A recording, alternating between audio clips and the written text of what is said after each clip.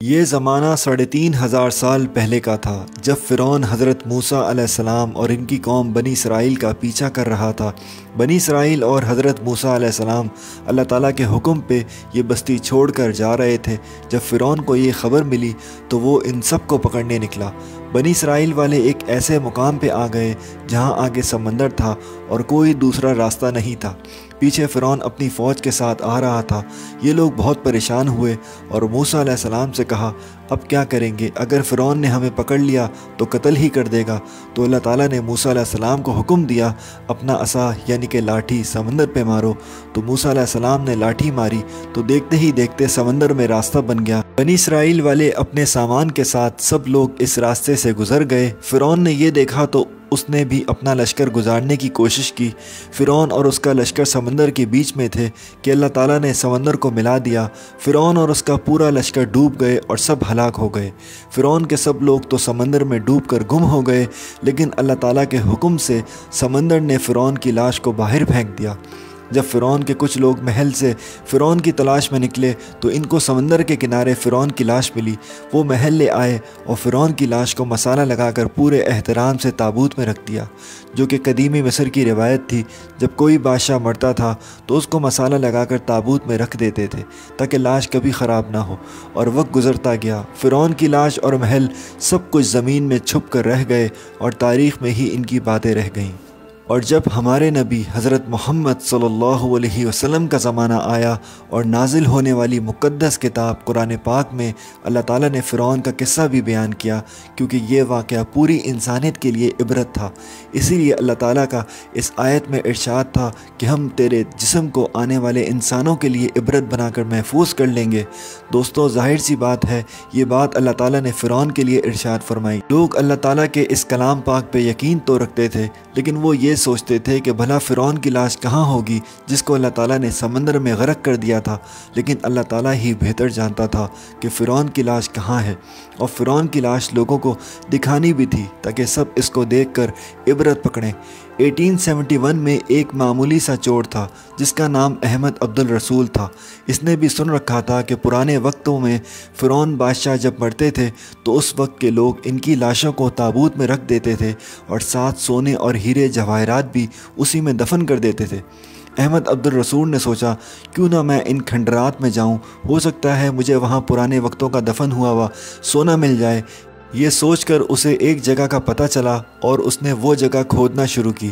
کچھ لوگوں نے اس کی یہ حرکت دیکھ کر اس کو پولیس کے حوالے کر دیا، لیکن جب حکام نے اسی جگہ کی صحیح طرح کھدائی کی، ان کو وہاں سے دفن ہوئی ہوئی ممیوں کی لاشیں ملی اور ساتھ ساتھ فرعون کی لاش بھی مل گئی جس کو اللہ تعالیٰ نے سمندر میں غرق کیا تھا۔ فرعون کی لاش کے کفن پر سینے پہ اس کا نام لکھا ہوا تھا۔ حکومت نے ان سب ممیوں کو قاہرہ بھجوا دیا تاکہ ان پہ صحیح طرح ریسرچ کی جا سکے۔ جب ایک ممی پہ ریسرچ کرتے وقت ان کو سمندری نمکیات کی تہ سے یہ معلوم ہو گیا کہ یہ فرعون کی ممی ہے، اس بات نے سب کو ہلا کر رکھ دیا۔ یہ خبر سن کر ساری دنیا کے ایکسپرٹ اور سائنسدان مصر میں آ گئے تاکہ اور ریسرچ کریں اور صحیح سے دوبارہ ٹیسٹ کریں۔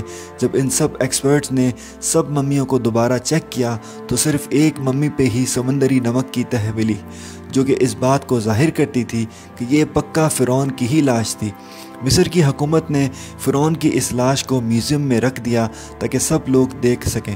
1982 میں فرعون کی یہ ممی خراب ہونے لگی تو مصر کی حکومت نے فرانس کے سائنس ایکسپرٹ سے کانٹیکٹ کیا اور فرعون کی لاش کو گلنے اور سڑنے سے بچانے کے لیے بات چیت کی اور اس لاش پہ ریسرچ کرنے کے لیے اس کو فرانس بھیج دیا۔ فرانس میں فرعون کی لاش کو ماہر ڈاکٹرز اور سائنسدانوں نے ریسرچ شروع کر دی۔ اس ریسرچ ٹیم کے ہیڈ تھے ڈاکٹر مورس بکائے، جو کہ ایک عیسائی تھے۔ جب مائکرواسکوپک ٹیسٹ سے ممی کا باریکی سے جائزہ لیا گیا تو معلوم ہوا کہ اس کے جسم میں سمندری ذرات ابھی تک موجود ہیں۔ ڈاکٹر مورس بہت حیران تھے کہ ایک اتنا بڑا بادشاہ اس طرح سمندر میں ڈوب کر کیسے مر گیا، کیونکہ بادشاہ تو جب بھی چلتے ہیں تو اپنے پورے لشکر اور فوج کے ساتھ چلتے تھے، پھر فرعون کیسے سمندر میں غرق ہوا؟ یہ سوچ کر ان کے دل میں فرعون کی تاریخ جاننے کا شوق ہوا اور ان کو معلومات کرنے پہ پتہ چلا کہ مسلمانوں کے آخری نبی حضرت محمد صلی اللہ علیہ وسلم پہ نازل ہونے والی کتاب قرآن پاک میں ڈیٹیل کے ساتھ فرعون کا واقعہ ہے، جو کہ 1400 سال پہلے ہی اللہ تعالیٰ ارشاد کر چکا ہے۔ ڈاکٹر مورس بہت شاکڈ ہوئے اور فوراً مصر پہنچے کیونکہ فرعون کی لاش مصر سے ہی آئی تھی۔ ڈاکٹر مورس نے مصر کے ایک مسلمان سائنٹسٹ سے ملاقات کی۔ اس نے ڈاکٹر مورس کو قرآن پاک کی سورہ یونس میں جو اللہ تعالیٰ نے فرعون کے بارے میں ارشاد کیا ہے، جس میں فرعون کی خدائی کا دعویٰ، اس کا سمندر میں ڈوب کر مرنا اور پھر اس کی لاش کو پانی سے نکال کر لوگوں کی عبرت کے لیے رکھنے کا وعدہ، اس نے یہ سب انگلش میں کر کے ڈاکٹر مورس کو سنا دیا۔ ڈاکٹر مورس نے جب یہ سنا تو بولا، واقعی قرآن ایک سچی اور اللہ تعالیٰ کی کتاب ہے اور حضرت محمد صلی اللہ علیہ وسلم سچے ہیں۔ ڈاکٹر مورس نے اسی وقت کلمہ پڑھا اور مسلمان ہو گیا۔ فرعون کا تصور آج لوگوں کے ذہنوں میں یہ ہے کہ فرعون بڑا ہی روب اور جلال والا اور مضبوط جسم کا مالک تھا، جو کہ مووی میں دکھایا گیا ہے، لیکن حقیقت میں ایسا نہیں ہے۔ جدید سائنسی تحقیق ہوئی تو ماہرین نے بتایا کہ فرعون انتہائی نازک اور کمزور جسم کا مالک تھا۔ اس کا ایک پاؤں ٹیڑھا تھا اور کمزوری کے مارے یہ ایک لاٹھی کے سہارے چلتا تھا۔ جب فرعون کے ماں باپ کے ڈی این اے کا ٹیسٹ لیا گیا تو پتہ چلا کہ اس کے ماں باپ آپس میں بہن بھائی تھے۔ ڈاکٹرز اور ماہرین نے یہ بھی بتایا کہ فرعون کی کمزوری اور لاغر پن کی وجہ بھی اس کے ماں باپ تھے، کیونکہ اس کے ماں باپ میں بہن بھائی کا رشتہ تھا اور ناجائز تعلق کی وجہ سے فرعون کی پیدائش ہوئی۔ یہ ہوتا ہے جب انسان مال کے نشے میں، حکومت کے نشے میں پڑ جاتا ہے اور اس رب کو ہی للکارنے لگتا ہے جس رب نے اس کو بنایا، اور پھر اللہ تعالیٰ نے وہی کیا، اس کی لاش کو قیامت تک کے لیے محفوظ کر لیا تاکہ پوری انسانیت اس سے عبرت حاصل کرے۔ اللہ تعالیٰ ہمارے ایمان کی حفاظت فرمائے اور دین پہ عمل کرنے کی توفیق دے دوستوں۔